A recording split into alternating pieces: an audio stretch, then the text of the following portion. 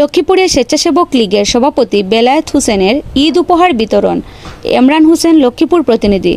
লক্ষ্মীপুরে গরিব ও অসহায় 2 শতাধিক মানুষের মাঝে ঈদ উল ফিতর উপলক্ষে লুঙ্গি, শাড়ি ও খাদ্য সামগ্রী বিতরণ করেন লক্ষ্মীপুর জেলা আওয়ামী লীগ স্বেচ্ছাসেবক লীগের সভাপতি বেলায়েত হোসেন বেলাল।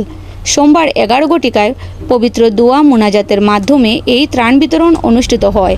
এ সময় উপস্থিত ছিলেন লক্ষ্মীপুর জেলা স্বেচ্ছাসেবক লীগের সভাপতি বেলায়েত হোসেন বেলাল, সহসভাপতি মুক্তার শাহ, সদর উপজেলা আওয়ামী স্বেচ্ছাসেবক লীগের আহ্বায়ক হাসেম আহমেদ রূপম, পৌর সাধারণ সম্পাদক ফয়সাল হাওলাদার ও বিভিন্ন পর্যায়ের নেতা কর্মীরা।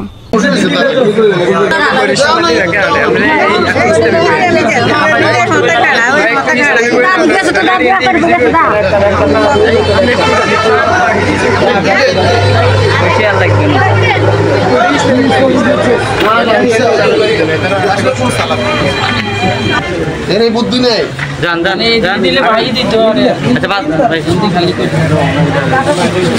হ্যাঁ এই কাট দেন আপনি কাট দেন এই সব ভিডিও এদিকে তাকান